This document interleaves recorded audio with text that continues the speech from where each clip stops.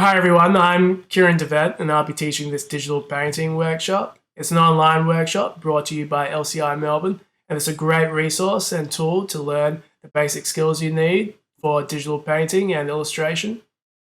You'll need Photoshop and a tablet. If you don't have Photoshop, you can always download a free trial today. Those that watched the live lesson, a huge thank you. I hope it was fun and insightful and enjoyable. Those that missed it, this is a chance to watch and learn at your own comfortable pace. Huge thank you to LCI Melbourne for providing this opportunity and providing the spotlight on digital painting. To learn more about design and illustration, please feel free to reach out to LCI Melbourne through lcimelbourne.edu.au. I'm going to now share my screen with you guys, and I hope you enjoy.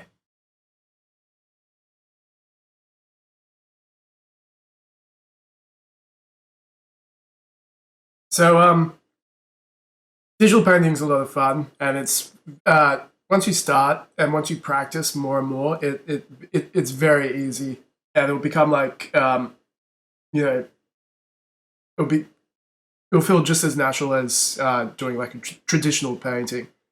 And there's no sort of limit to what you can put down on the screen, except for like your own imagination. For this lesson, we're just going to do a simple portrait, and we're going to use a pencil sketch as to act as a guide to help us draw digitally. So what we want to do is we want to first start with scanning our image. So we just go to System Preferences. If you're working on a Mac, you'll find like the printers and scanners just here, the System Preferences. If you have a printer that's also a scanner, it'll just show up here, and it'll give you the option to switch between printer and scanner. So we just want to go to Scan, open Scanner, wait for the scanner to warm up.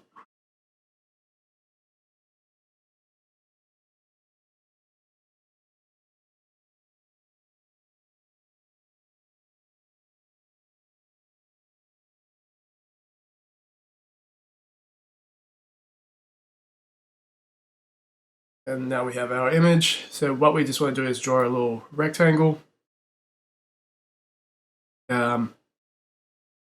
So here we have like all like these sort of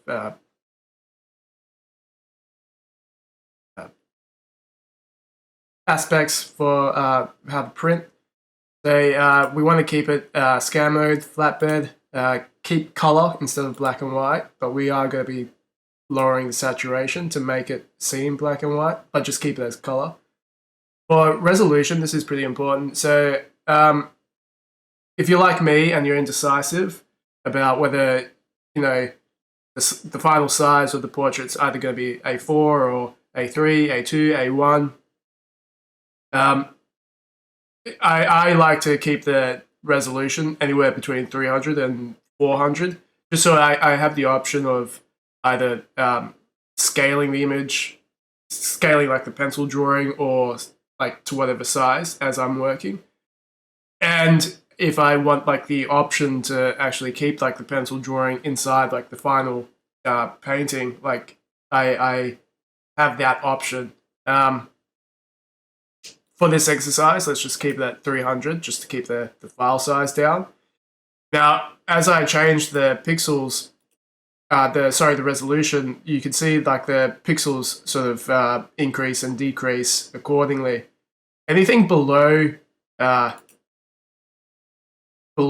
sort of 2000 pixels, like so take it, so like say 150, anything below 2000 is almost always useless unless you're just doing something that is solely for online purposes. But for printing, and if you want to take your digital paintings to get them printed professionally, like on quality paper, you need it at 300, and you need like the pixels to be 2000. Well, anything above 2000. So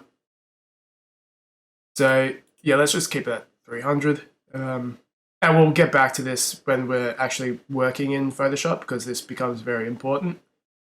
Yeah, rotation angle. Scan to desktop just so we have like easy access to it.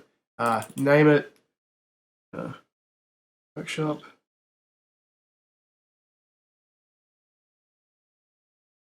Format anything really like JPEG, TIFFs, PNG, even PDF works. With JPEG, uh, the more like you open up the file, the more you lose quality every time you open up the JPEG. And with TIFF you don't have that problem, but the file size is very, very massive. I've been using PNG. I solely use PNG right now, so just because of I have issues scanning at 300 just with my scanner. So I primarily use PNG just for this step. Yeah, so just keep it as PNG. Manual, we just, yep, as you can see, we just want to lower the saturation. And then just press scan.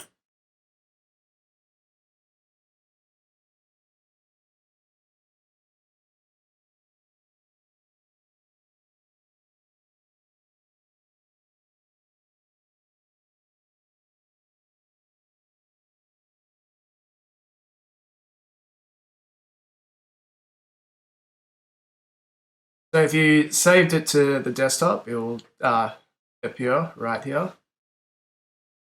Out of this. And now we want to open up Photoshop.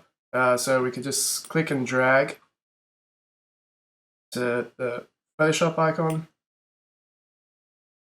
And we have our image.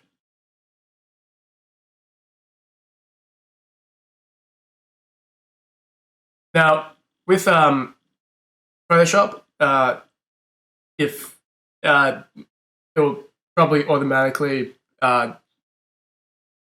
up with like the Photoshop Essentials sort of workspace. What you want to do is go to Window, drop down to Workspace, and you'll see it has workspaces designed primarily for each function. So there's photography, motion, graphic and web, 3D. What we want to do is go to painting, and there you have something that's built for doing digital painting. If you, for any reason, if you need, so say if you want to easy access to swatches, let's see, you can, open up your swatches. So say if you accidentally close brushes, just go to Window, and brushes will appear. Yeah, so that's like a really useful tool. So say if you accidentally close layers, go down to the window, click layers, and then you have your layers again. So yeah, so that's a really great thing. So you can kind of organize your workspace and the layout however you want. So to focus back on our image, yeah, we just want to go to adjustment layer, and we just want to go to levels. And we just want to darken like our pencil lines, just to make it a little bit more clearer.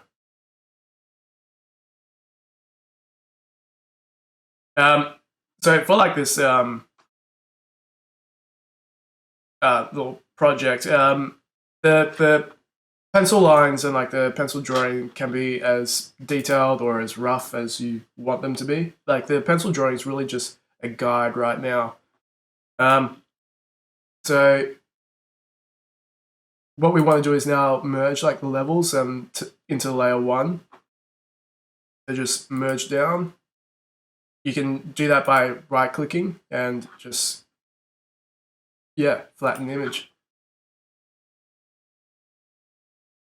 So then what you want to do now is, now that we've sort of just made it a little bit more darker, we just want to Command A to select everything.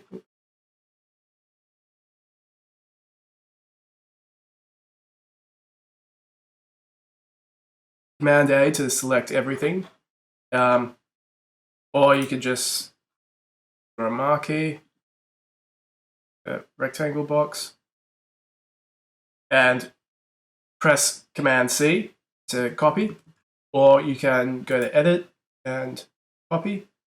And cool thing about Photoshop and Adobe is like you always have like these little hints,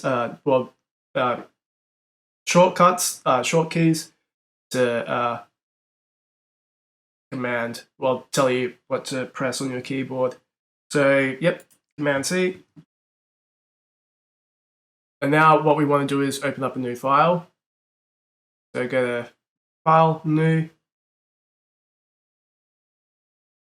and go to Print. So for this project, I think we're just going to keep it as A4. And then you'll have sort of like the preset details. What I'm going to do is change from millimeters to pixels, just so we know what how much pixels we're dealing with. Again, so when we're setting up our file here now for digital painting, instead of like the drawing image, what I like to do is keep my resolution anywhere between 300 and 400.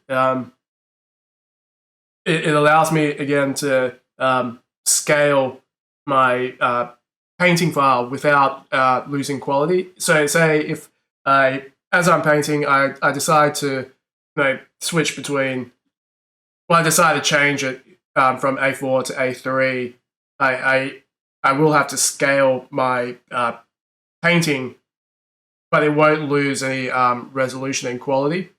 And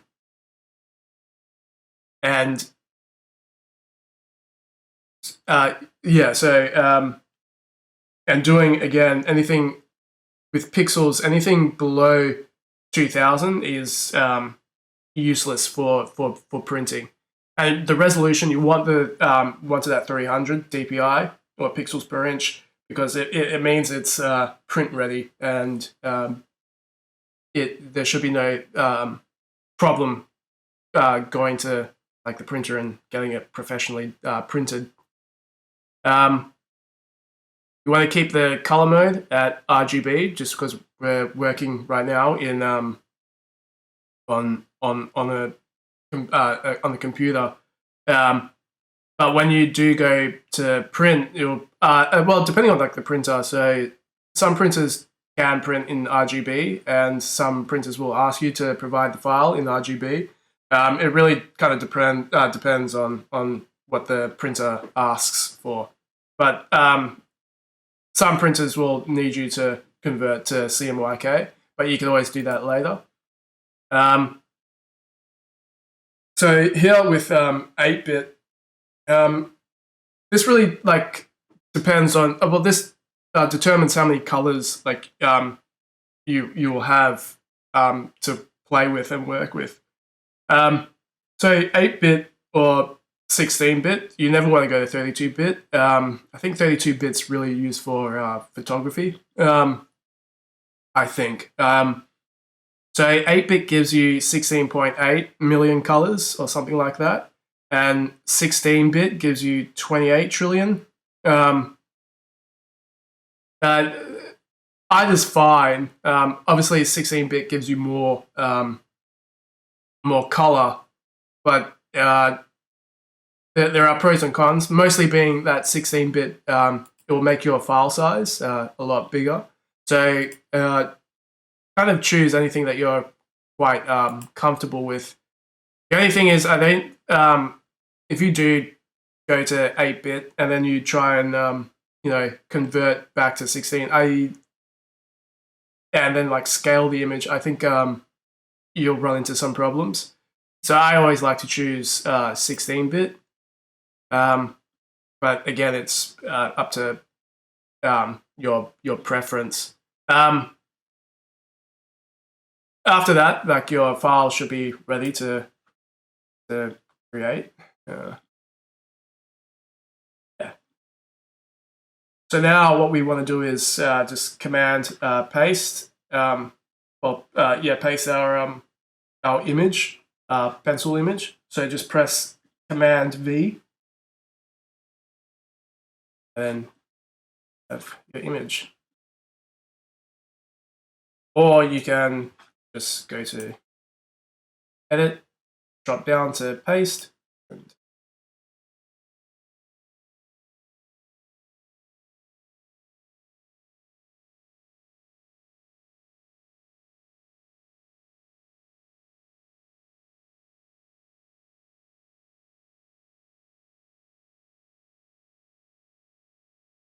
so now we're pretty much almost set to start painting.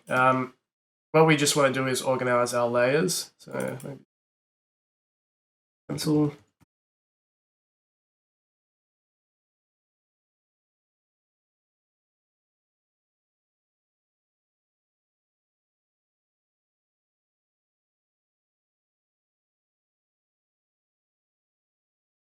Round.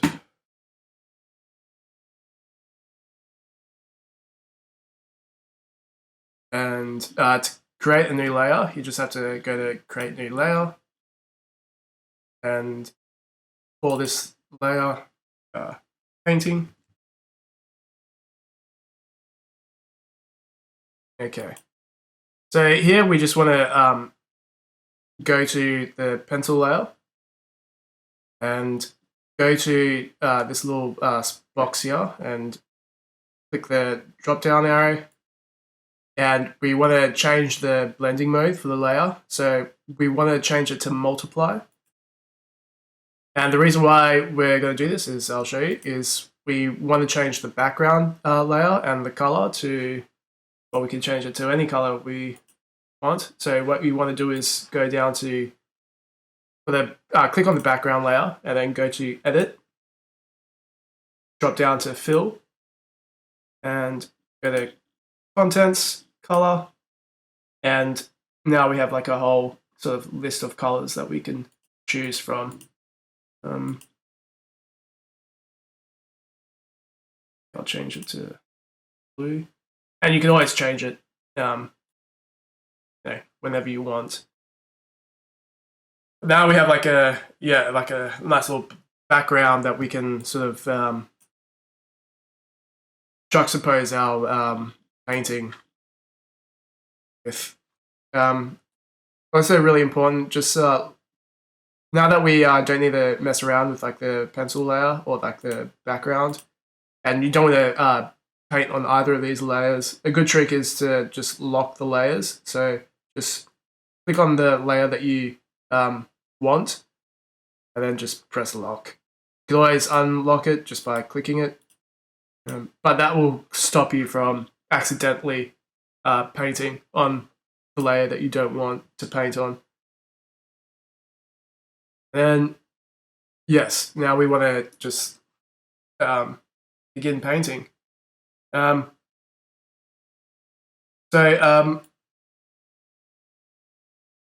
on how like you want to work, you can always either choose work from swatches, and there's a lot of resources that you can find that can organize colors in like however you like. So yeah, if you find it more comfortable working like with swatches, you can just pick a color and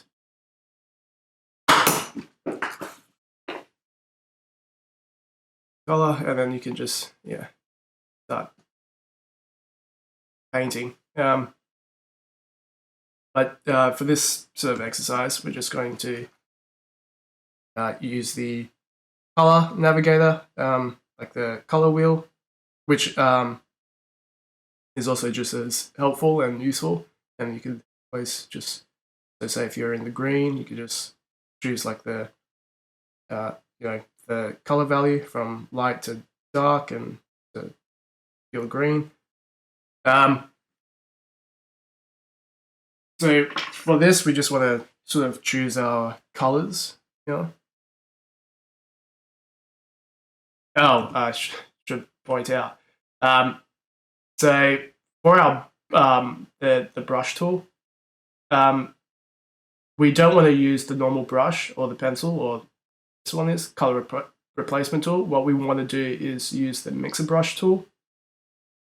This mixer brush tool is like it helps. Well, I'll show you. It will blend and mix the colors just as like you would like a normal traditional painting. So that's why we want to use the mixer brush tool. If you can't find the mixer brush tool, usually there'll be like a little drop down arrow like on like the eyedrop tool, and then it will open like another little window, and then you can just choose which sort of tool you want to use. But it should automatically be in like the list, the row. So yeah, keep click mixer brush tool. So yeah, we just want to now choose our colors that we're going to be painting with. This is to act as like just a quick sort of reference, and you don't have to do this. I like to.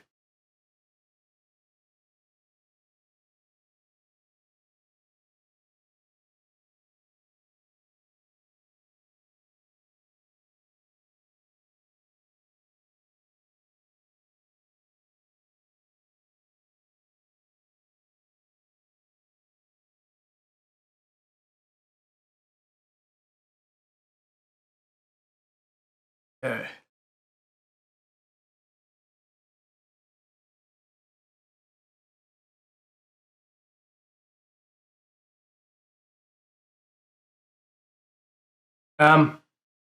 to also navigate between brush tool and the eyedropper tool to select your colors. On your keyboard, the eyedropper tool is I, the button I, and then it will take you to the eyedropper tool. To go back to the mixer brush tool, all you have to do is press B, and it will toggle between both of them. That's a neat little trick to save time instead of always dragging your hand back to the eyedropper tool. So yeah, we just want to go back to our mixer brush tool, and then we just want to really just start painting. There's yeah, a real trick involved. This is really just pure drawing, and we just want to go over our pencil lines here.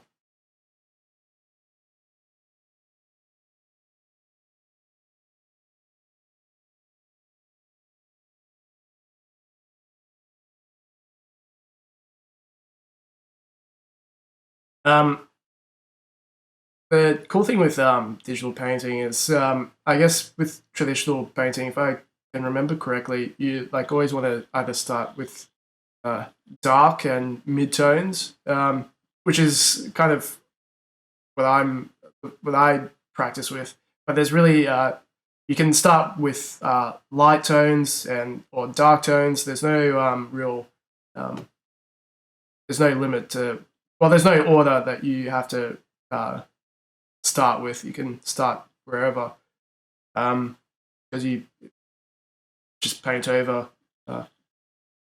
you paint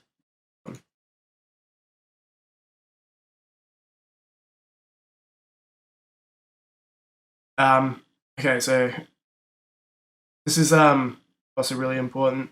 With the mixer brush tool, you have the like the sort of presets here that you can always constantly change. So if you drop the wetness all the way down to 0, you'll just get like the colors won't mix. If you go back to, if you bring up the wetness again and maybe drop down the mix, all of a sudden like it will mix. And you can always change like the various degrees of how much you want it to mix and how much you don't. And you can drop down the load.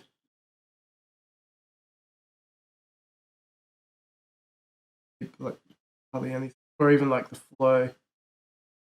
All of a sudden now it's like there's not like a lot of paint on the brush.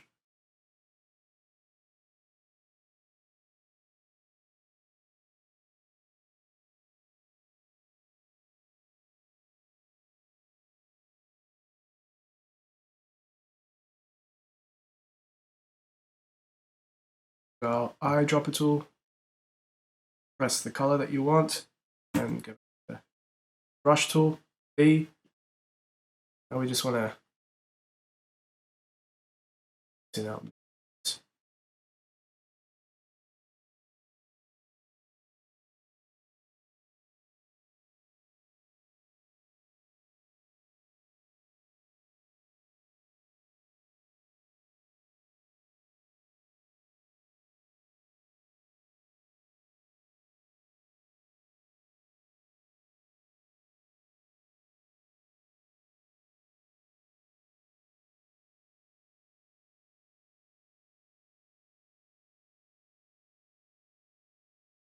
Right now, this can just be quite rough. We just want to get like a base for our drawing here.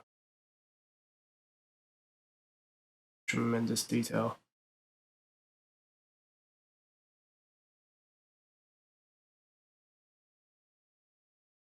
And so let's just go to our pencil layer, and we just want to click the I button tool. Well, this will indicate like layer visibility.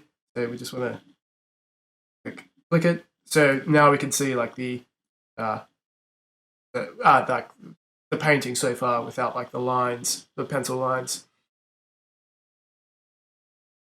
Go back to our eyedropper tool. Go back to B,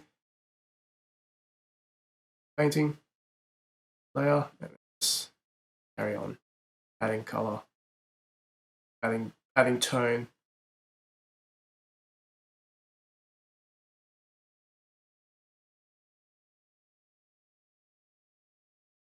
So like this is like basically like the sort of like the crux of doing digital painting. You are really just drawing with color. It's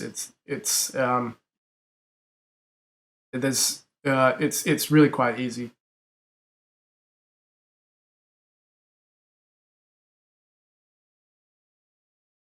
And also like time consuming.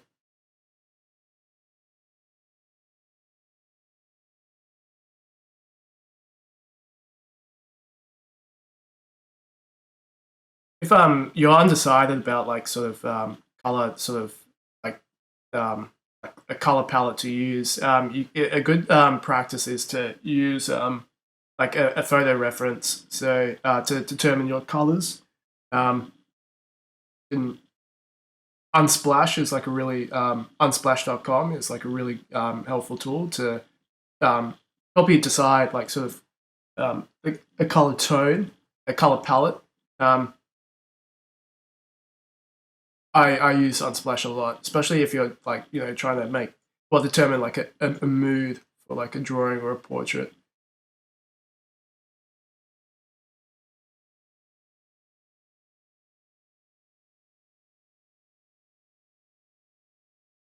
Yeah, trying to determine our.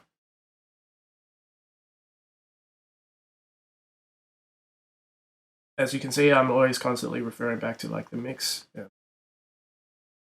determine how much. the color mixes.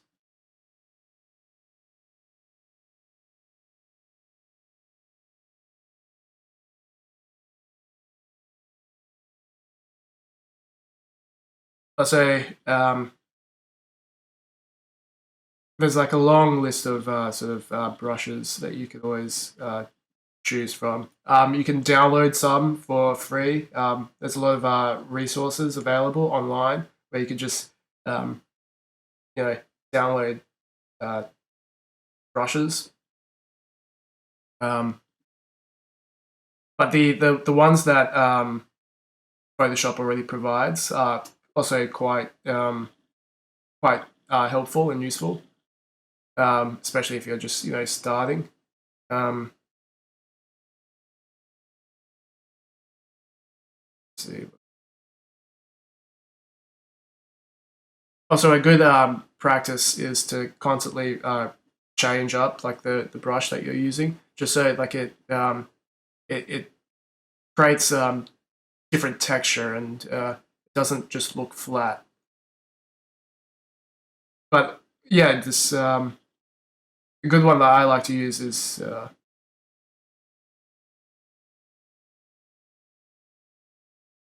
the oil ones.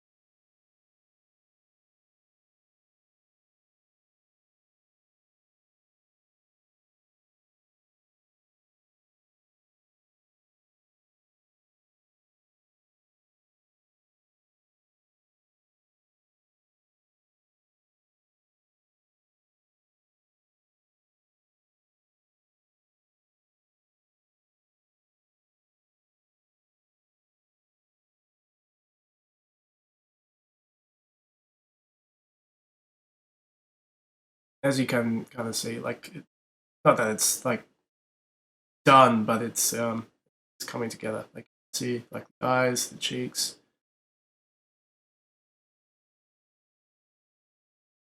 and like the whole point of like eventually like you won't need the pencil drawing. That you'll phase out like the pencil drawing.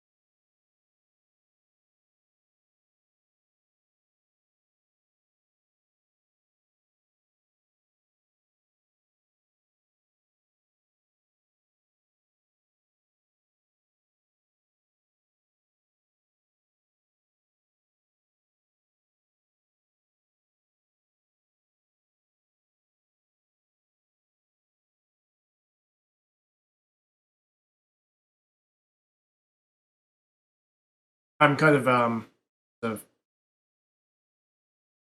all over the place. Like I don't ever like just focus on like sort of one area and then move to the next. You always kind of just want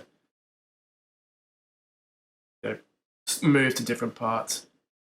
Also, a good right now I'm just trying to be mindful of where like my light source is hitting my portrait.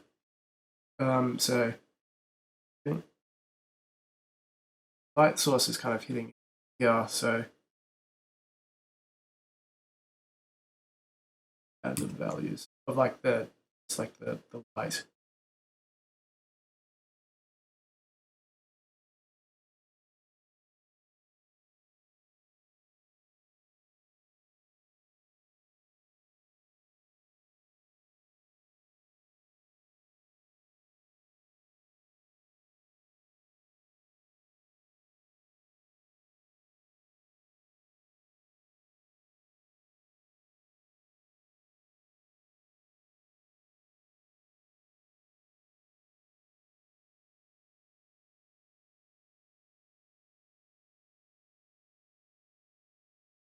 Also, if you click the I button tool and like you so click anywhere on the page, if you want to like you don't want to click it with like the pencil layer like visible. You want to unclick the pencil layer if you want to like start picking colors from like the actual portrait, the actual figure itself, instead of like the little colors here or like the color wheel. If you want to like actually click from inside like the portrait, do so without like the visibility of like the pencil layer, because you'll end up clicking up like just sort of the pencil layer will like the eyedropper tool will pick up everything, and the pencil layer like it will change like the sort of tone that you want, like the color value that you want. So you always have it off when you're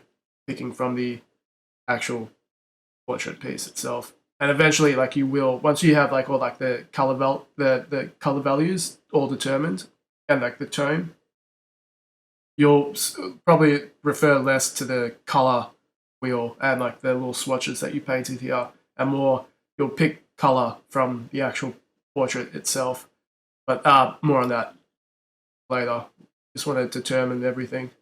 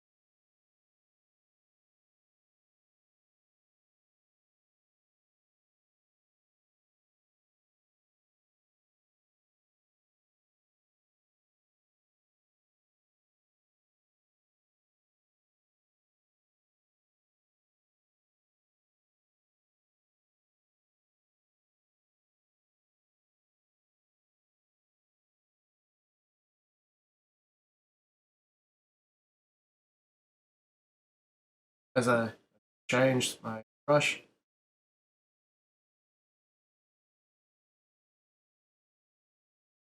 But when you're like sort of using always use a like maybe like a tiny sort of brush to um, bring in like the details. Never want to use like a really sort of see or like something like that. You never want to do that, like, to like to for that details. Just want to keep something nice and small.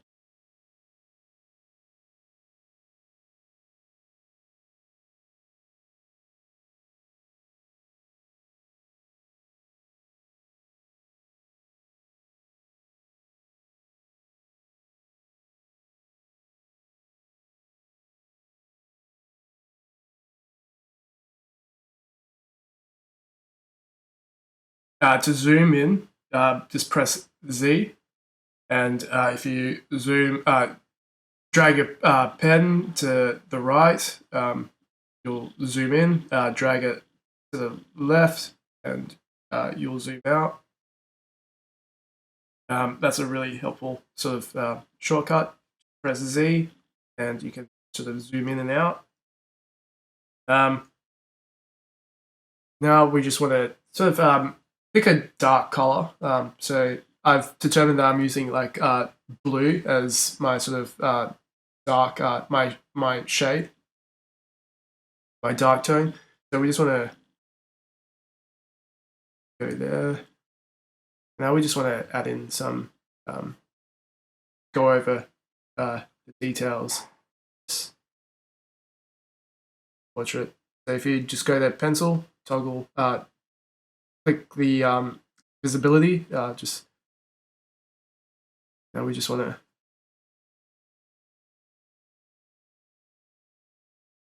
to add in the detail of like the eye, or just like very rough sort of sketch over.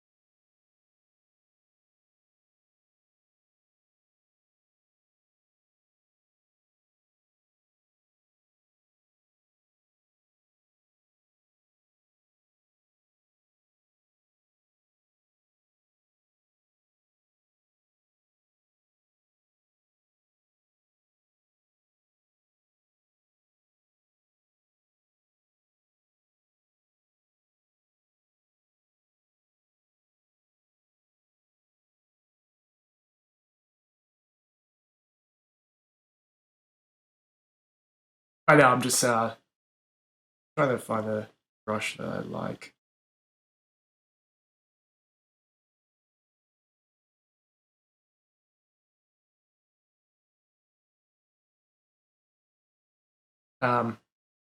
You look here, like there's like a whole list that I've like collected over the years. Some I've made myself, some I've bought from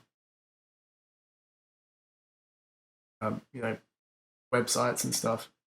But there's just a whole list. Um,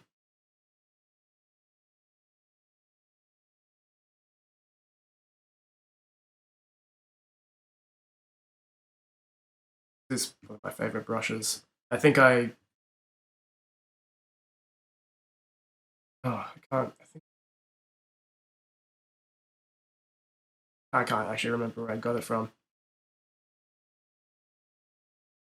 But you always constantly want to change up your brushes. You never want to like just use like the same brush in the same piece over and over and over again. Like you might use one more than the other, but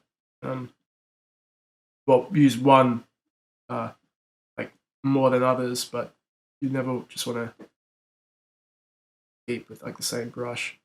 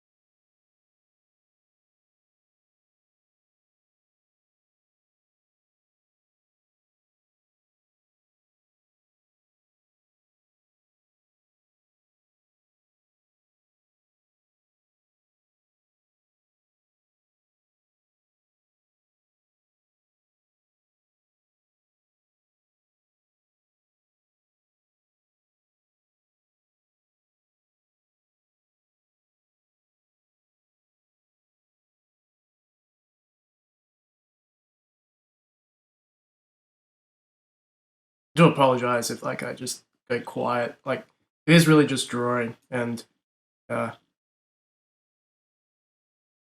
ever talk when you draw, but it is really just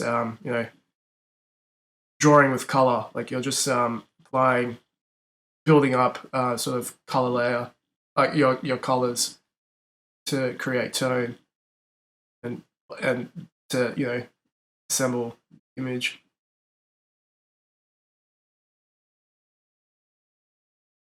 And you're only ever really going to refer to like the tools, the mixer brush tool, the eyedropper tool, zoom. Also, another handy little trick: if you press spacebar, it'll bring up the hand, and like you could just drag wherever you want, or you could just hit the hand tool right there, drag. Mixer brush. That's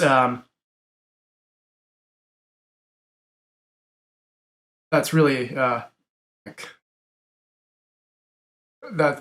that's all there is to it, and just constantly changing up the brushes.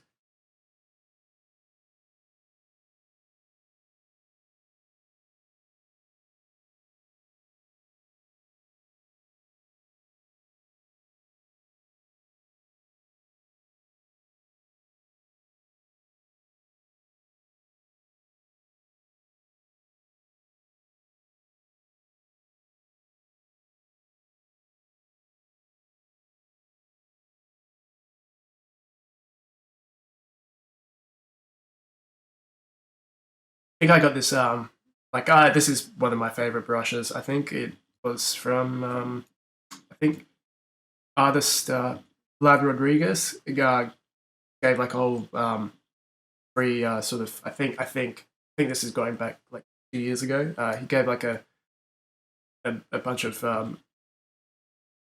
free resources and free brushes that he made. And like that's a really cool thing about when you're starting with digital painting. There's like a lot of free online resources by artists throughout like DeviantArt and off the top of my head I can't think of any others, but it's there's a lot of free like online resources to learn. I would start with artist Vlad Rodriguez and Clayton Crane, I think his name is, and Aaron Griffiths. They're really you can find their work on DeviantArt and just all over the show. They're really um, good artists, and like find like your favorite digital artist and like just see how they just stare at their illustrations and like just, uh, look at how they like apply like the, their strokes.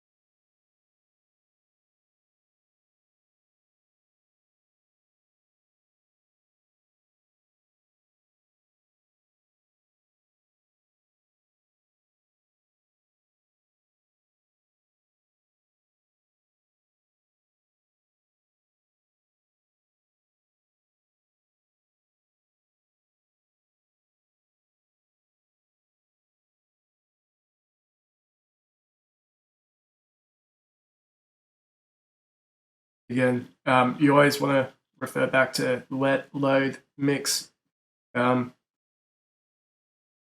that determines how much you can like blend your color, and you're always constantly changing it.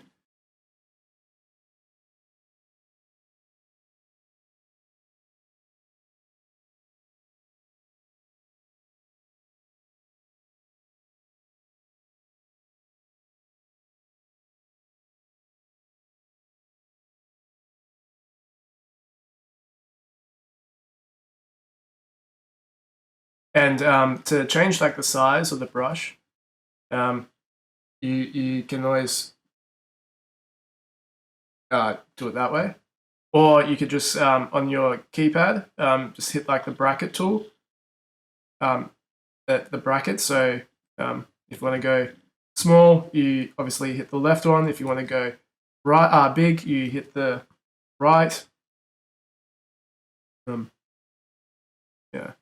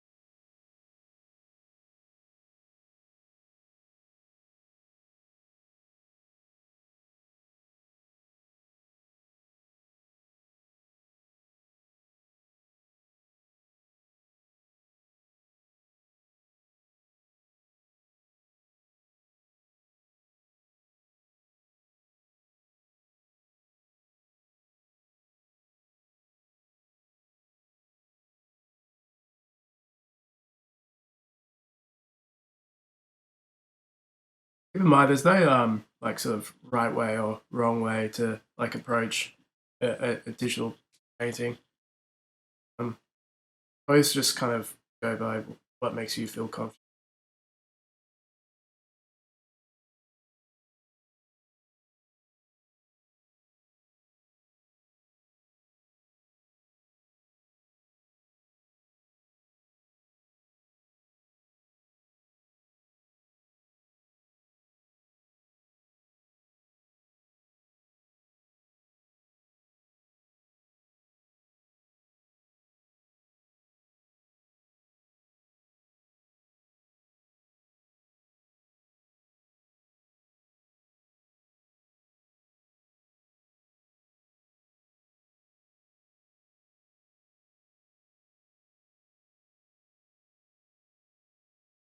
And to zoom in, hit the Z button.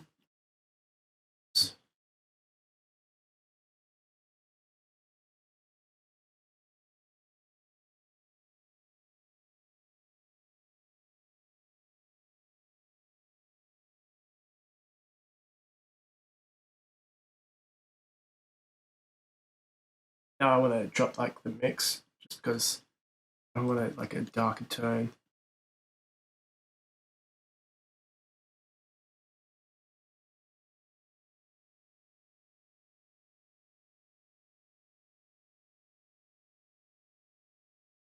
I remember to change like the size of the brush bracket, the right one to increase, the left one to decrease the size of the brush.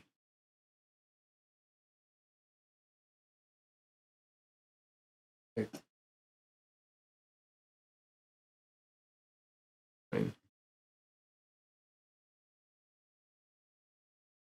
want the brush small when like you going to add like little sort of details right in there.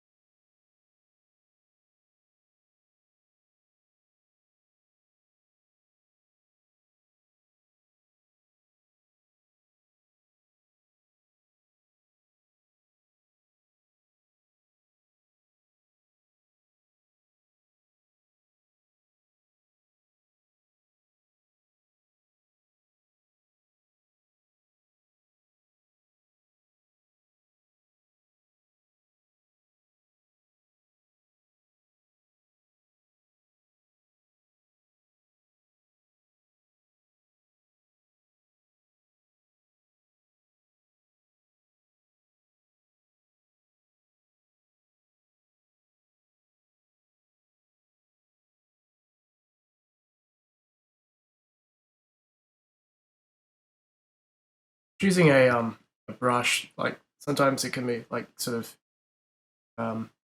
like a pain to kind of always toggle, like trying to find like a right one or a nice one. Like I have so many brushes, like it the, constantly looking. I think that's one thing I wish Photoshop had like a better way to um, brushes.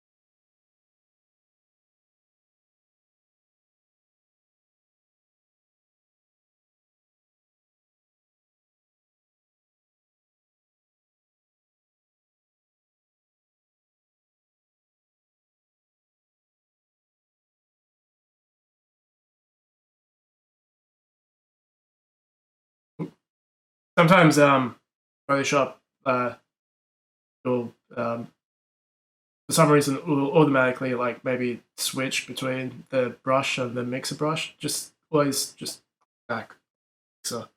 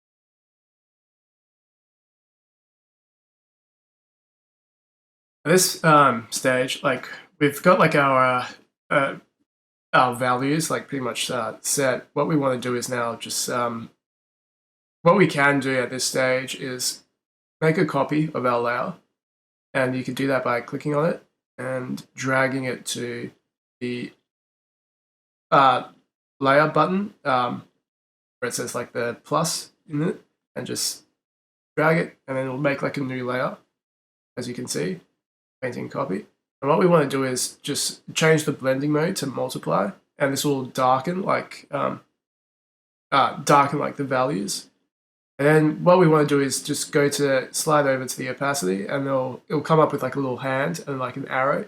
Now you just want to slide it to the left and just bring it back, lighten it up a little bit. So instead of like spending hours like trying to build up the darkness, you just the color, you can just click and drag and change it.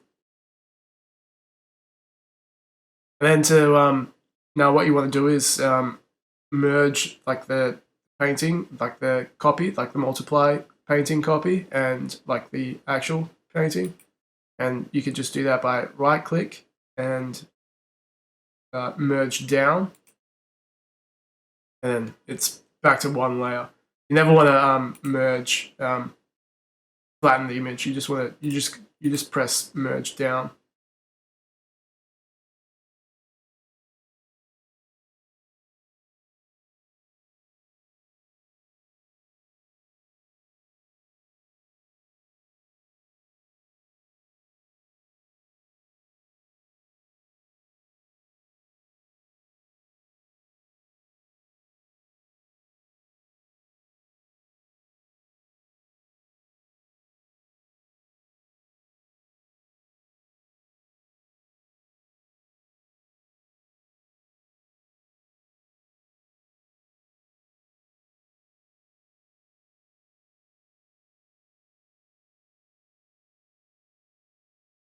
Eyes. Eyes for some reason leave like the eyes to like last.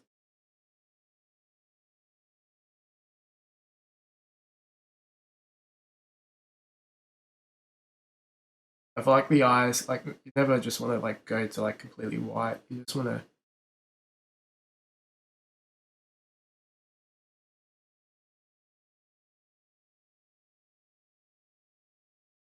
you just want to probably lower the mix.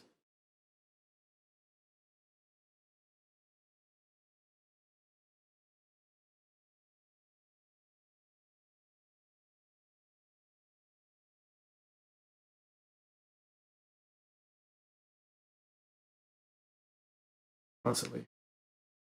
Well, toggling. Toggling. That's a word. between visibility and non-visibility for like the pencil layer. Again, you just want to, pencil layer is just like a guide. It's not like the be all end all.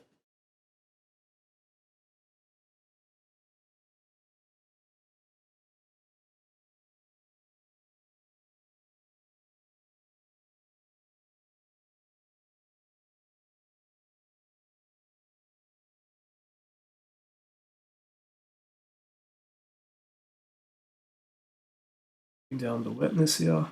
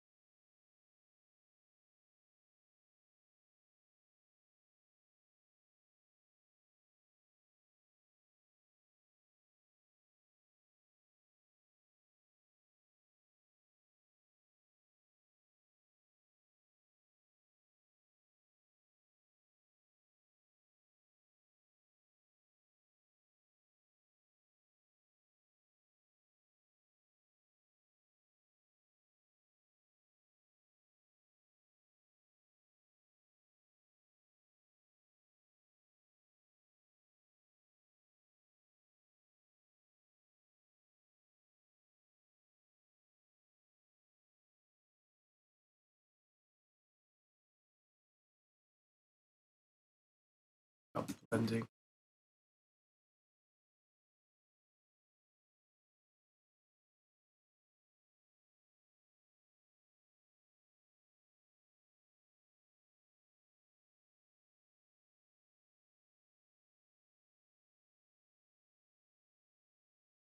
This is like a nice little tool because like it'll keep like the like I think like 6 7 of like the latest brushes that you've used. You can always constantly refer back to previous brushes.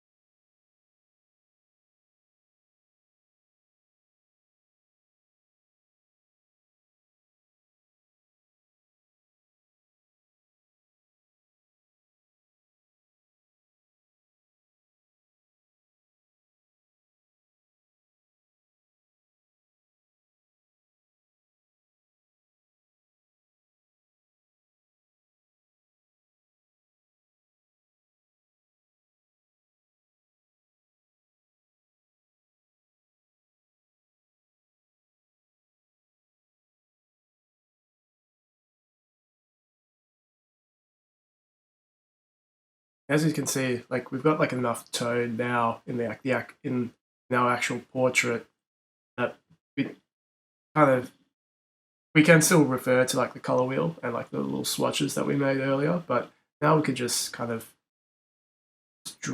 use what we have now.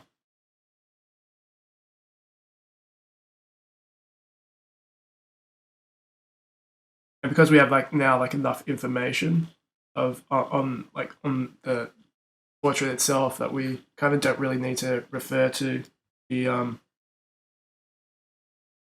original like pencil sketch. We could just kind of just now like mold it and shape it with like color really. I always refer to like digital painting as like just drawing with color.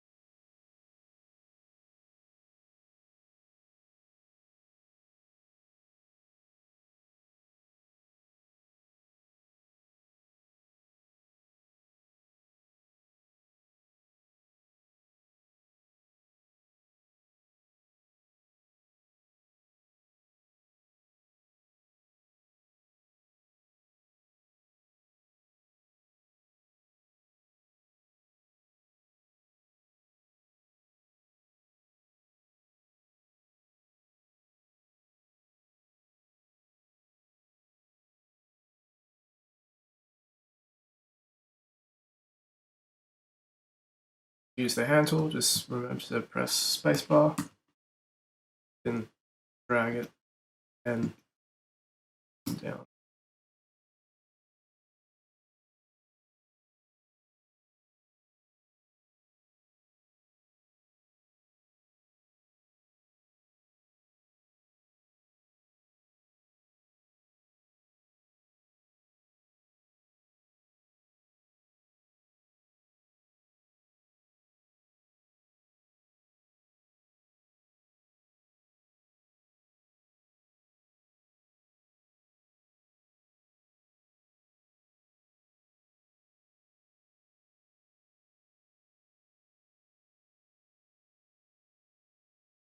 Nice kind of dread eyes, like break the drawing.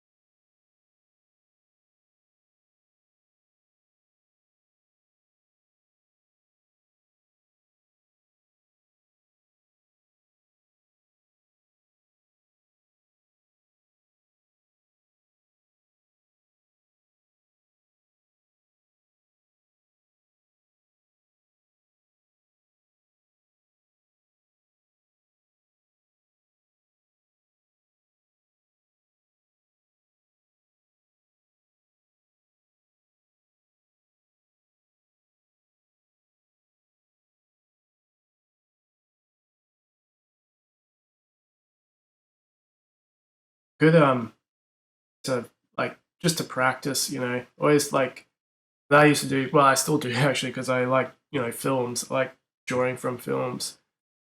Is yeah, just take like a screenshot or a screen capture of like maybe like a favorite scene from a film you like, and just practice drawing it. Um, I find that that really helps sort of uh, develop like an eye for sort of tone and color palette. or yeah, like I mentioned earlier, like Unsplash is a really good resource to find images to practice to paint and draw. Now we're just kind of getting to like the gritty some painting.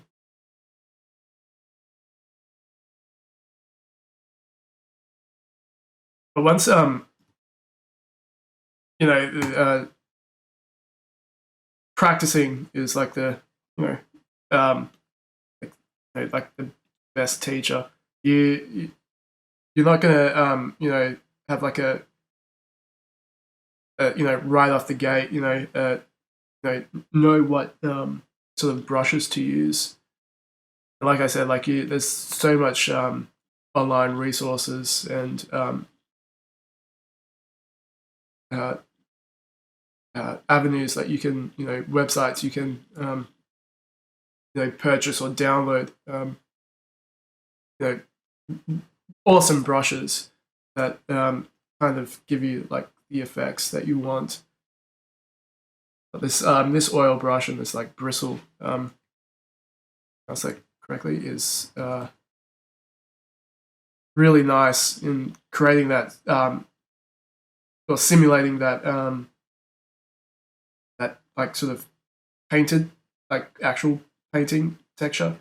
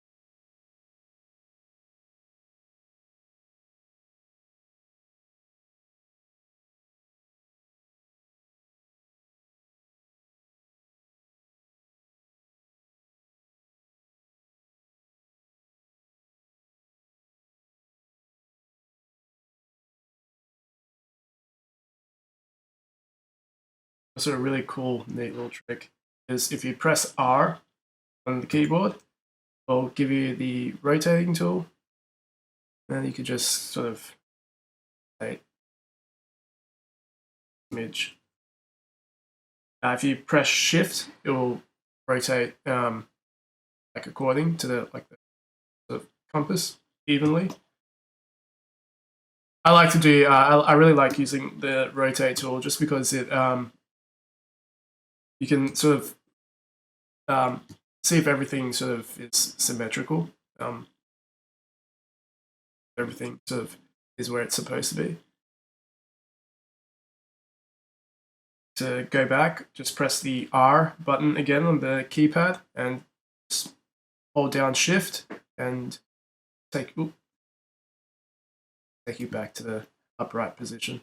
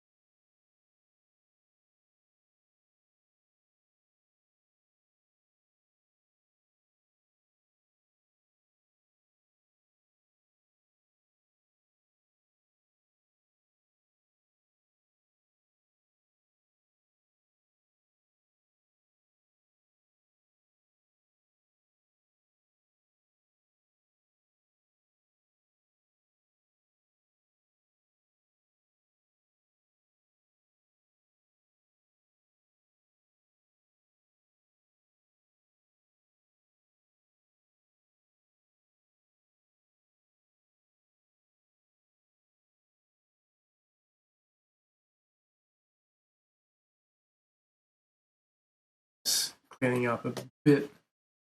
Like we didn't really need those anymore. So say if you want to like maybe like change like the size of like the portrait, command go to select, drop down to subject.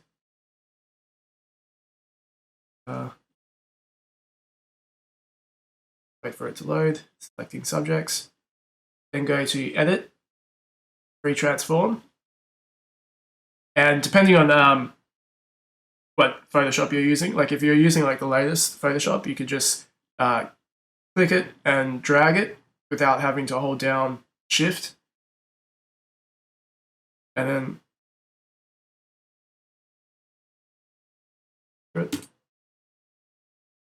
then just press Command D. That's Command D to deselect, and like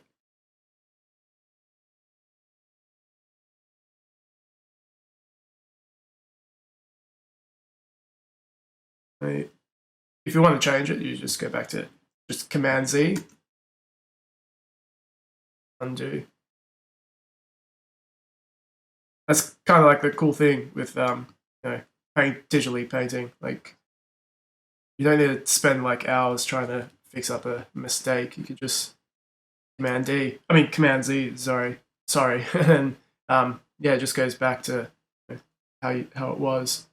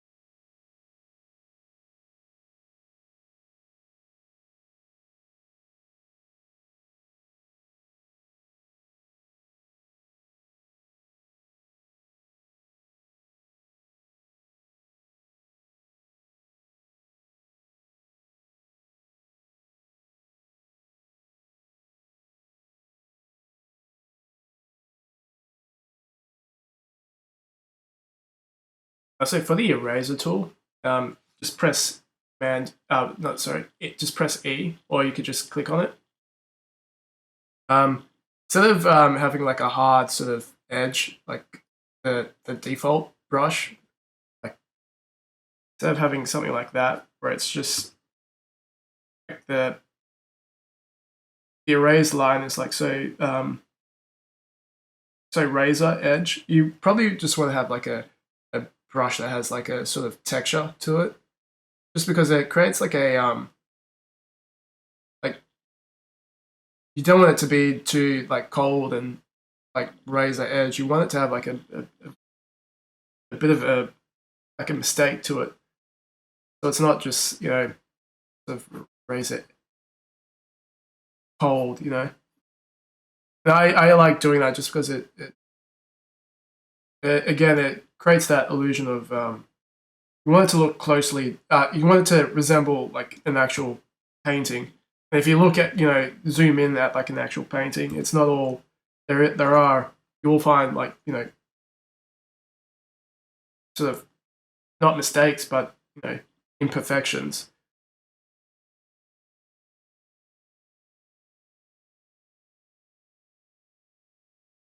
And to me, that kind of makes it like a little bit more uh, lively.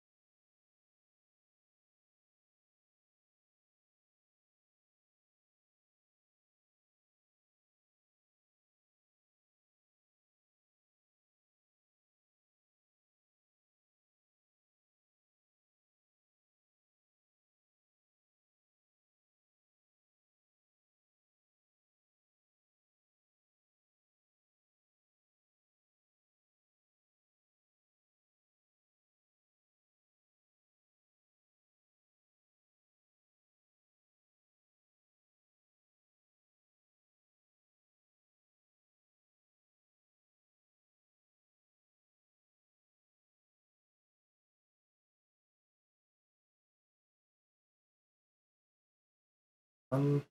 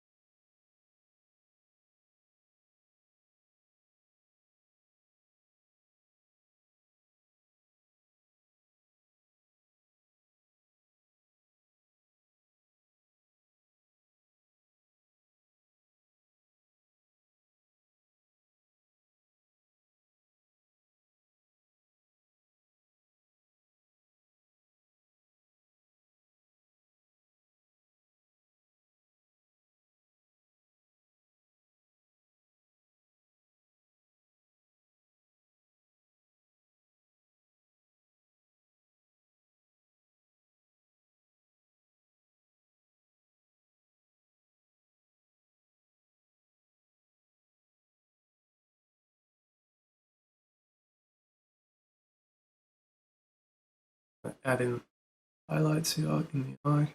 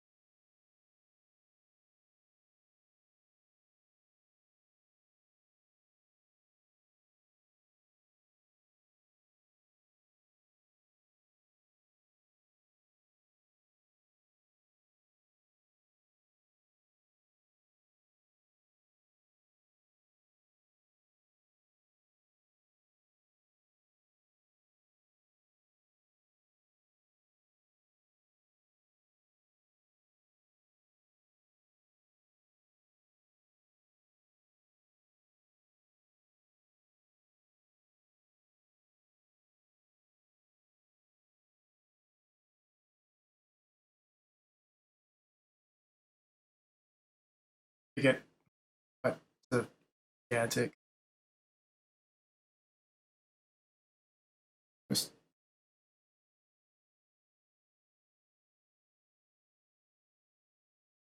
get very like sort of like try to finesse it, especially like when you're like very close to like the end. Sort of notice something that, oh, that's not quite right. So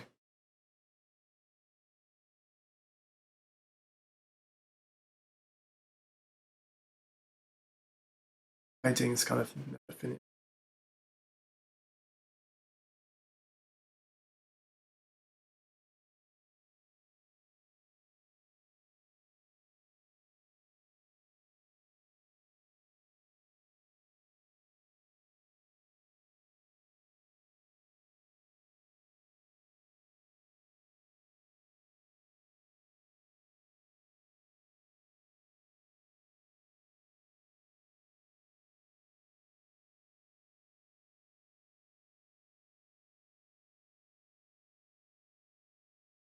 It's a good thing to also be aware of, and also to take note, is like depending on how hard like you're pressing down with your pen, like it will have you know, uh, different sort of reactions. So if you like press down like really hard, like you know, I'm in the eraser tool right now, so if you press down like really hard, like you'll have like a very strong sort of erasure. But if you like do very lightly, like whimsical sort of strokes with your pen, like you'll get like a nice little texture, soft like little um, uh, erasure. That goes the same with your painting.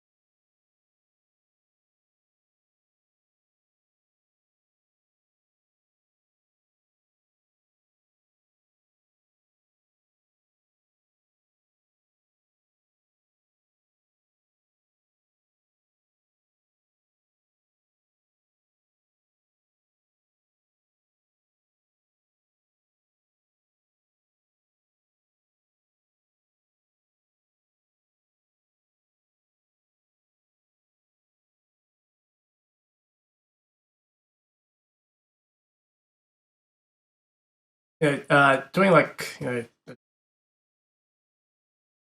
drawing or like a digital painting, like depending on the project, obviously.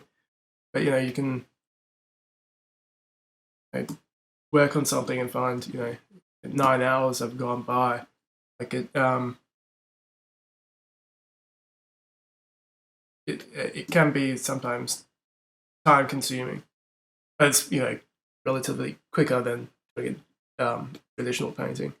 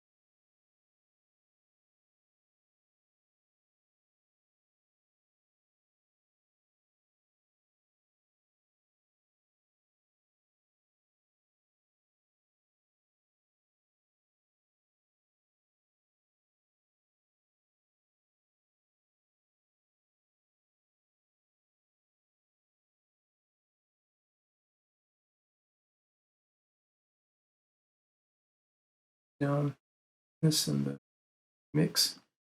Just have like a hard sort of.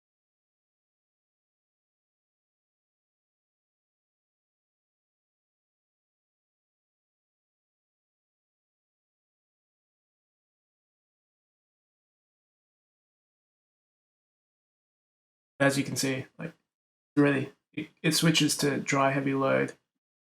So you can always have like this as a guide, very wet, light mix.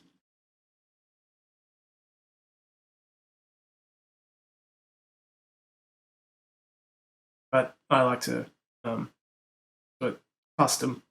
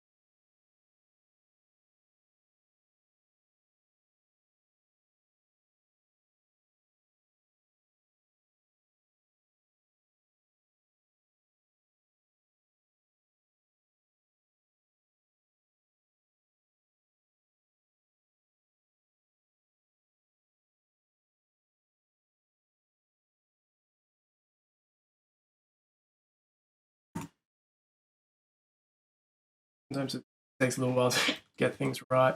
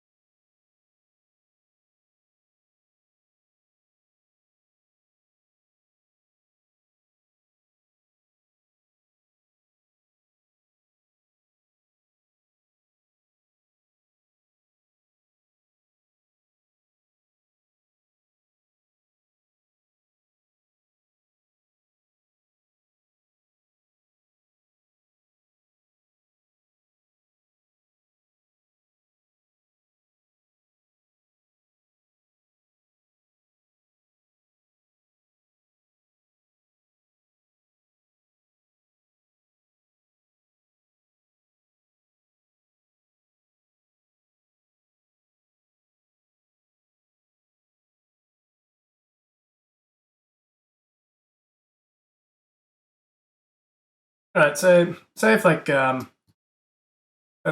pretty close to done. So say now I'm gonna like show you some like cool little tricks that you can do just to maybe like enhance it or um, you know, change like the color tone or you know, edit it and play around with sort of effects and stuff like that.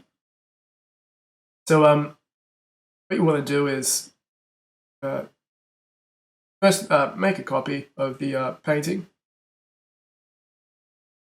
and then just off the visibility of like the original. And then just go to select again to subject. Let's select and go down to subject. And then what you want to do is click new layer, and then go to edit, fill, color, and let's go to try something.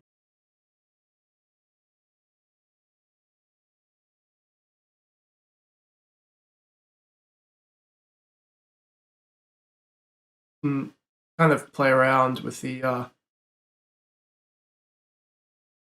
layer modes.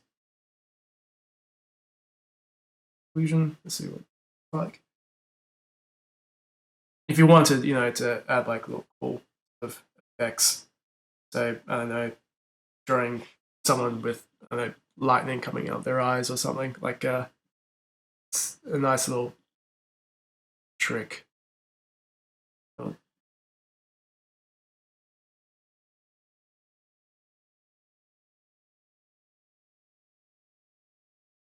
If you want to do it again, new layer, edit, fill, color,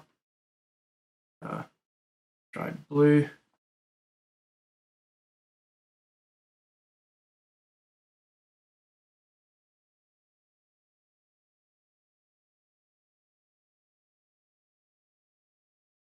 Then there's like all these sort of, each one has like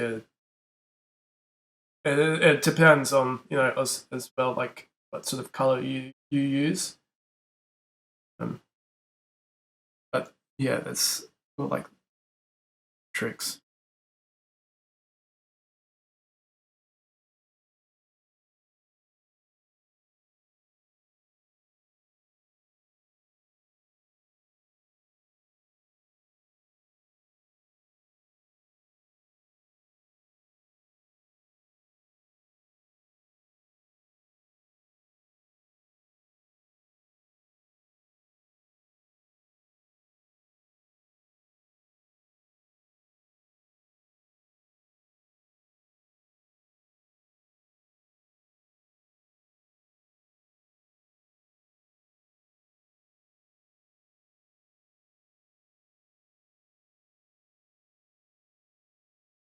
So if you're doing this, like have like a play around like sort of different sort of uh,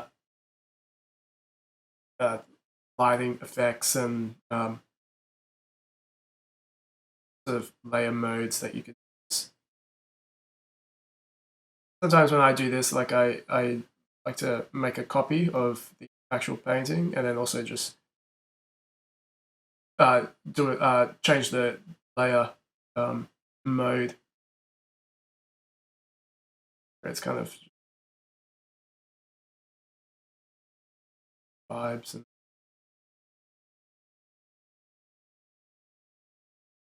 changes like the painting entirely.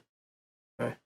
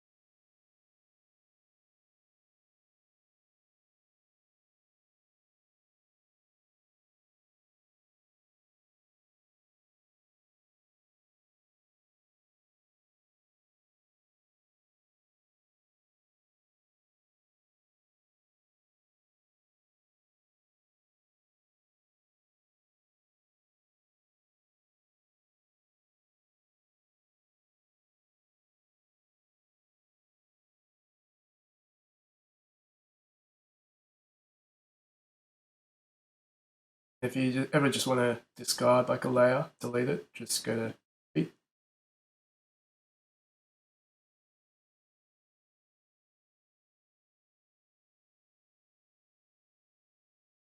Kind of see the snakes.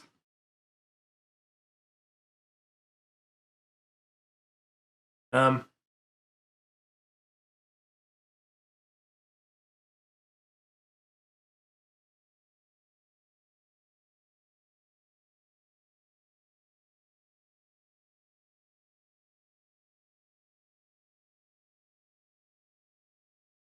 say if you okay, so now all you have to do is to merge these layers. You can click on the very top one, and then hold down Shift. Click on the bottom, the one that you want to go to. Right click, and just merge layers. Now you have. Now there, it's just one layer. Now you can kind of see like the difference, like doing like all those sort of effects make. I actually quite like this. But so if you, to make it like a little bit more clearer, always just go to levels, right here, back. Now when you're doing levels, you always just want to go to like where it begins. You never want to go like, you know, like there, like that's too much. Just want to bring it really, bring it to appropriate level. It's okay.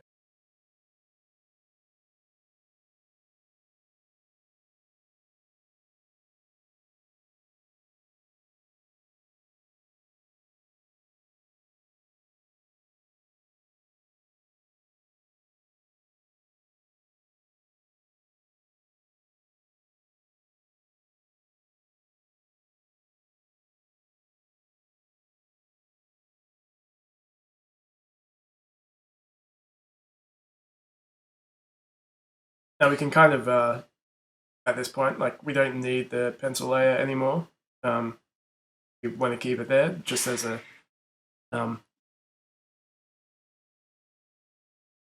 just in case. But at this point, to say if you want to lower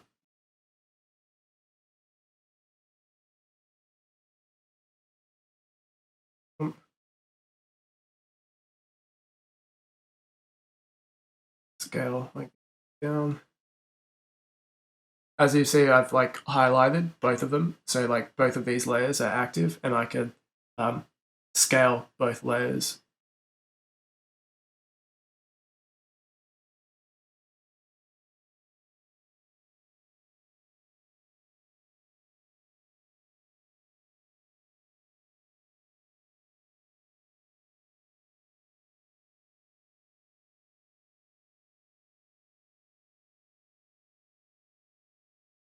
The I've noticed that's a mistake. I guess you always want to before you start like sort of playing around and editing, you always want to make sure you have, you know, everything like finished, like, you know, your mistakes. Because now if I go back to this one, I have to fix it up again.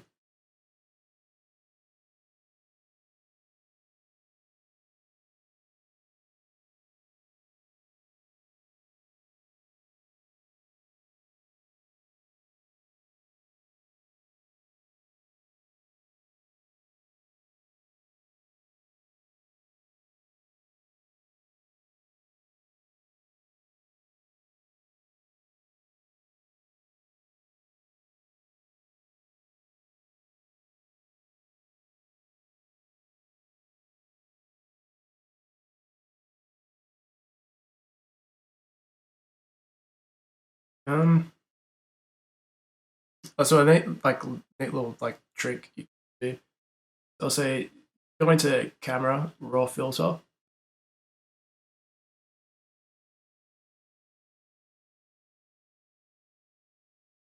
and to add like texture, you can always just go to texture.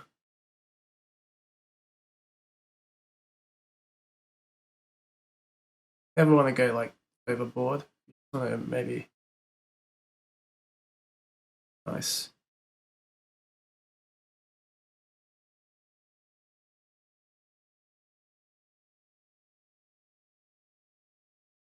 Okay.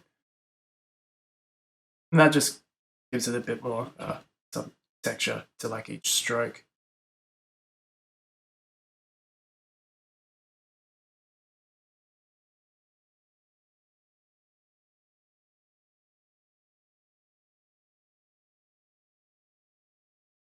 And if you ever want to change the background, the color, just always do that at any time.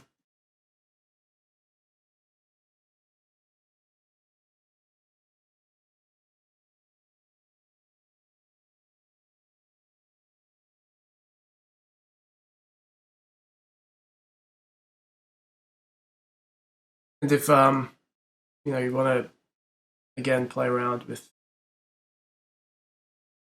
maybe you want to bring in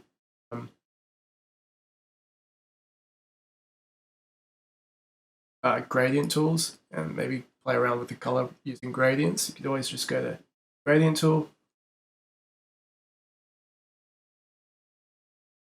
say if like those are your colors you want to use, always just click on the color and then choose whatever color you want. Just keep it, it's like a blue, press OK, and then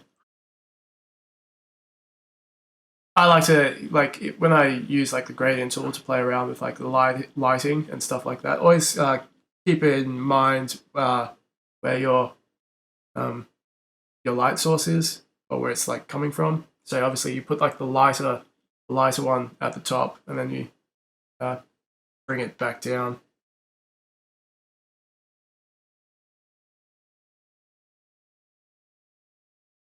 Below,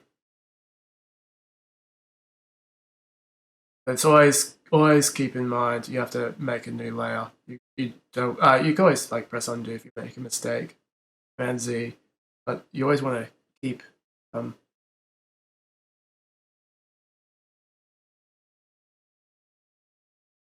the layer. You always want to put it on a new layer of it, playing around with lighting effects. And of course, whenever you add like a new layer, like below the levels, like it changes the levels. So just be mindful of that.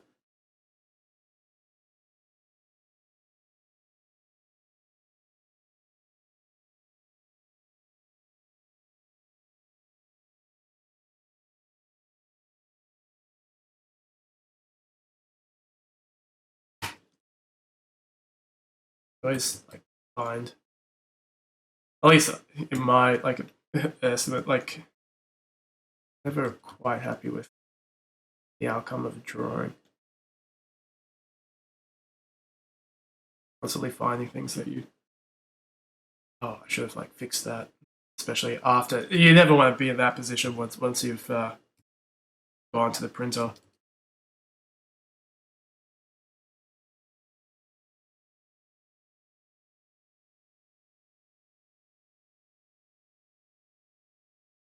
With digital painting, again, it's if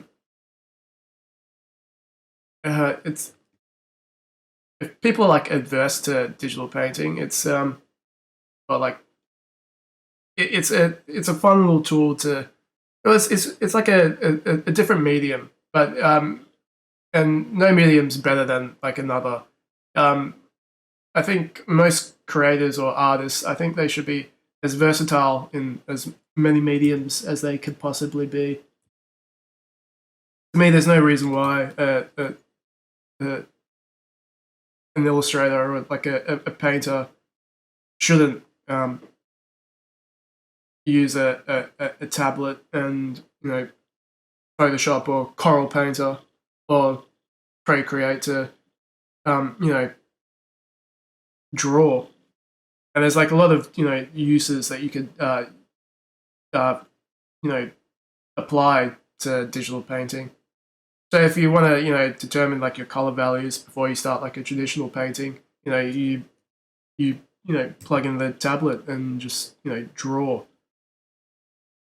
and you determine your tones before you actually put like paint to a canvas.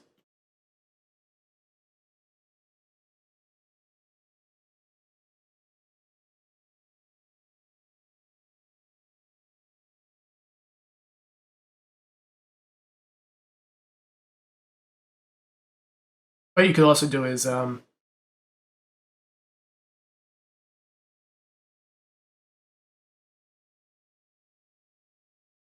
layer, title.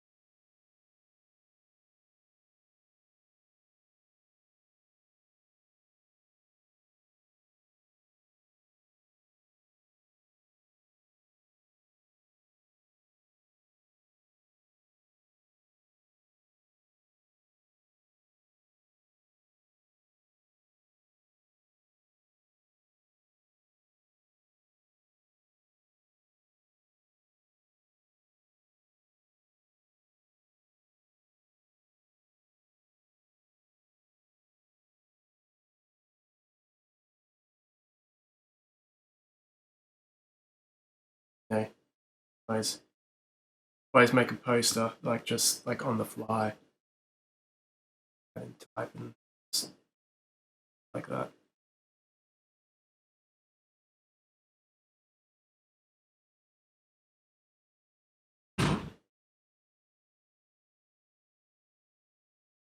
Drag it, and to drag it,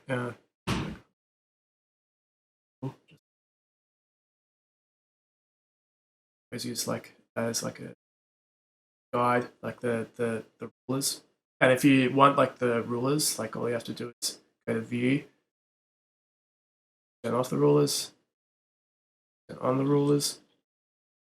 If you zoom in, and if you zoom in, and if you zoom in really closely, and then you get like these sort of grids, all you have to do is go to View, drop down to Extras, and just turn it off.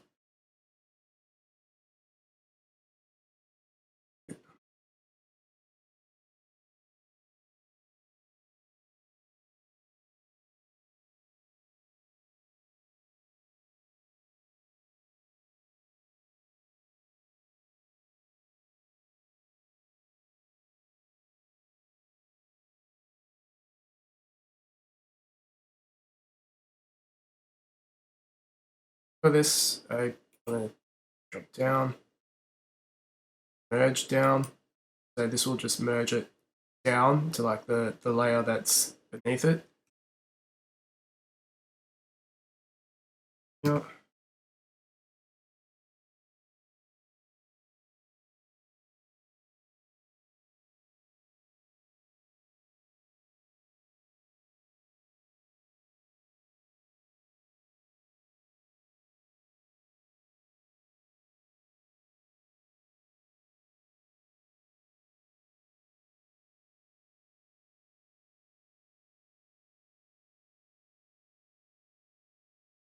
Shocking.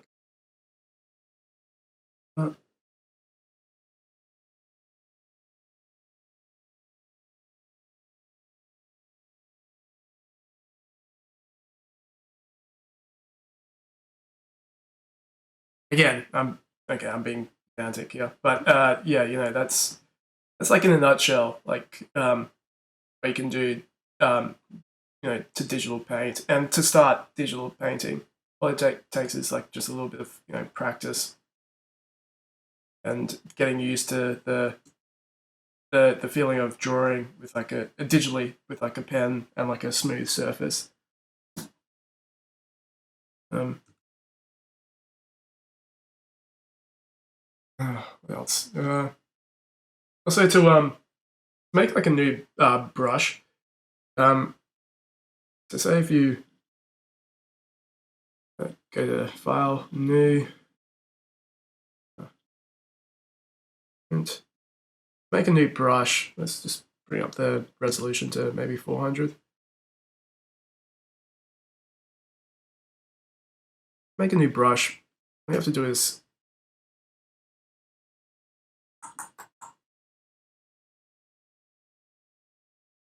that, and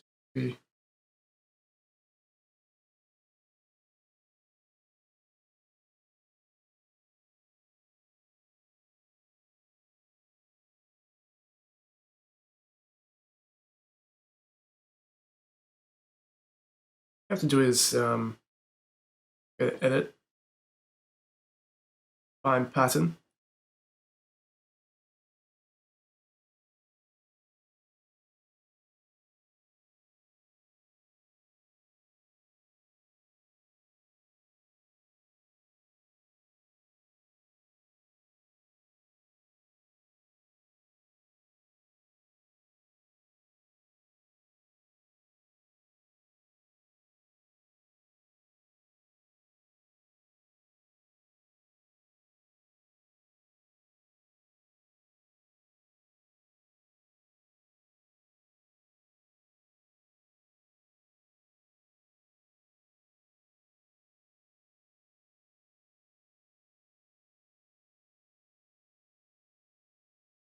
Then yeah, see, like it'll just come up here. Okay, then we'll go back down.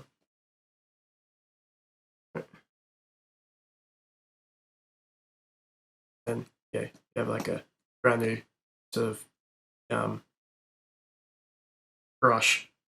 And then to play around with like the presets, all you have to do is, yep, you have like this brush here. All you have to do is like sort of change the size, jitter, and the shape dynamics. Go in here and add texture even.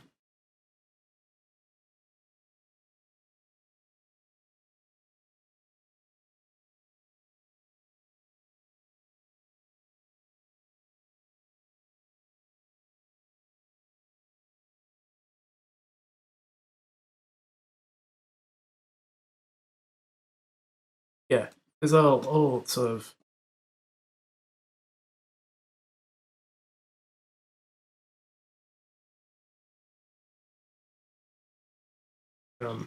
little things you can play around with and explore.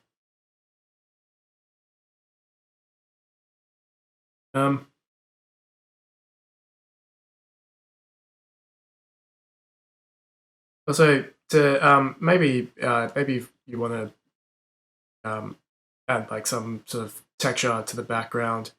All you have to do is go to start a new layer. Just go there. You can name it texture, and you know you want to. You have like a brush that sort of resembles splatter. All you have to do is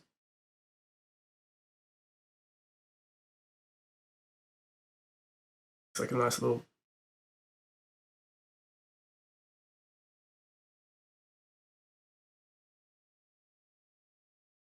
I like to also new layer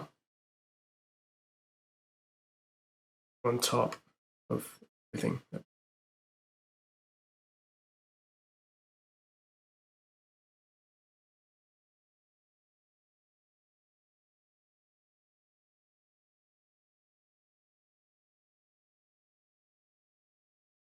This kind of gives it like a nice little, like cool little edge.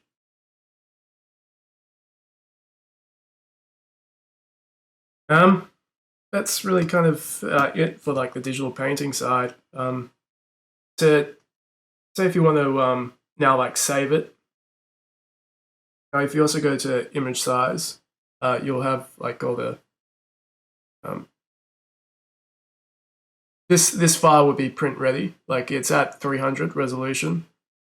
It's above like 2000 pixels. So again, anything under 2000 pixels is almost always useless unless you're doing it for like an online, and it's not going to be printed. Especially also as like resolution, you never want to go below 300 for print, or else it will come out looking very well pixelated. But to save the file, you just go save as, save on your computer. So let's just call this workshop. Thing. save to desktop. Now you have like all like these sort of file types for Photoshop. Depending on like the file size, if it's too big, you'll have to save it as a PSB. That's when you're dealing with file size that's more than 2 gigs, I think, where you're it's so large, it can't save as a regular PSD file. But for this, you just want to save as a PSD, and then save. Just press OK.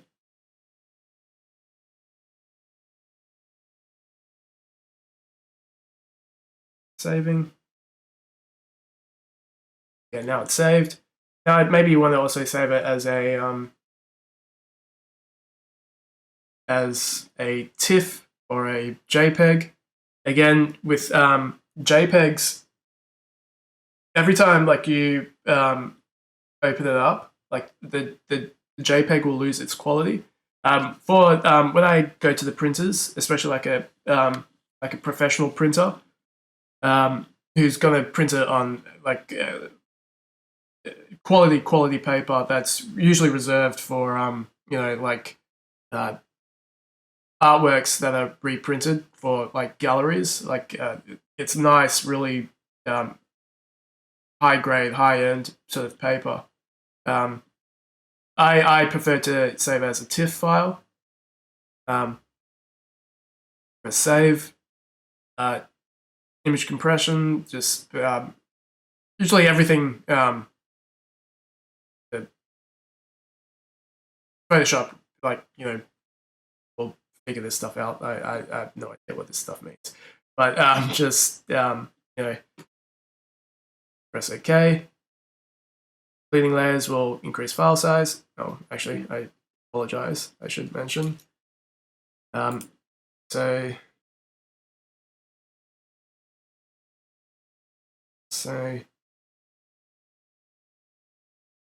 flatten image. Okay. Now it's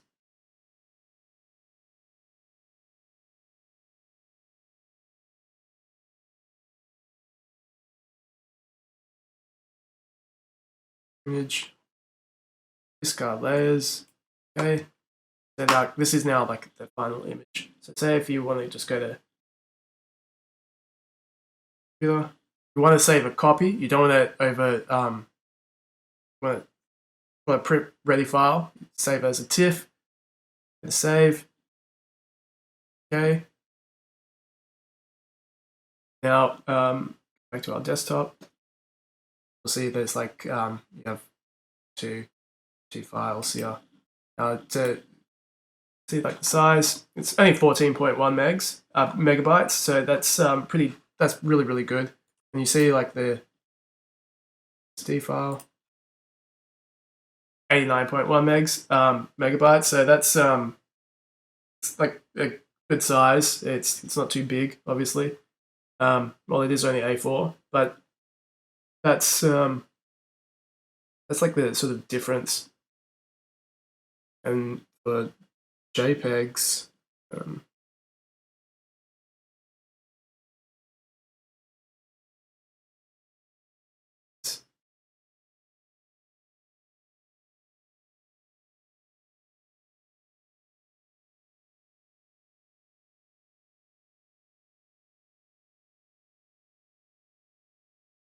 1.6 megabytes. I would always when I'm like posting something onto Instagram, I'd always probably use a JPEG, and depending even if like my JPEG is quite large in file size, I could always just go to image size, and for Photoshop, for Instagram, I'd probably only like go to 144, like if I can, or 72. But now you can see like the drop in quality. Like you can see like it's now pixelated here. Now, this is why it's really important to always have copies of the file. So say this is now like the pixels. This is what's physically in like the in the image. Say if I want to go back to 300, Photoshop now has to sort of create like these pixels.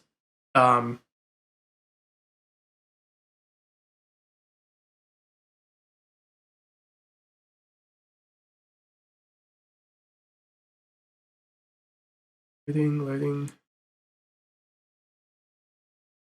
Yeah, Photoshop now has to like create the pixels, but it's still because you've deleted the pixels initially. You can never get back that the high res, like the so even though this is like a print ready file because it is at 300, when the printer does print it, it will still come out sort of pixelated. So that's why I always find it's really good to start with a high res. Anything between 300 and 400 is decent. It will get it's more than decent. It's high resolution. You always start up, never down, and you can always go down, but you can never go back up. So that's why it's always very, very important to always keep copies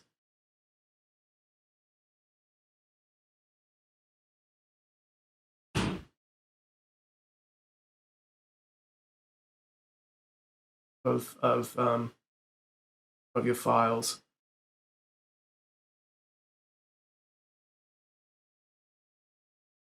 So I always keep like TIFF and the PSD and the JPEG, no matter what. And as you can see, like this is the original.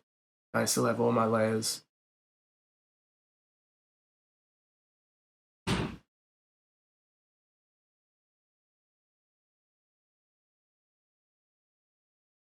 Yeah, all separated and named accordingly. But yeah, that's kind of just that's it, and that's what I wanted to show you. Hopefully, this was insightful and you learnt a bit. This was a long video, but huge thank you for watching. I hope this was informative and instructive and helped in your development in digital painting. Once again, huge thank you to LCI Melbourne for providing this online lesson in digital painting.